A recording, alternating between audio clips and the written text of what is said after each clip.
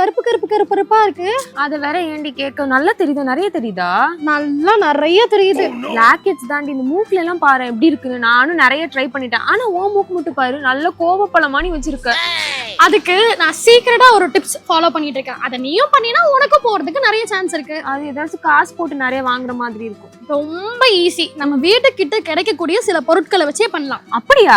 ஆமா. அது அதாவது எல்லார் வீட்டுக்கிட்டயுமே வேப்பலை நிறைய கிடைக்கும். சரியா? ஆமா. தண்ணியை நல்லா கொதிக்க வச்சு, இப்ப நம்ம நார்மலா ஆவி பிடிப்போம்ல, அந்த மாதிரி வெந்நீர் ஆக்கிட்டு அதுல வேப்பிலையை போட்டு நல்லா ஆவி பிடிக்கணும்.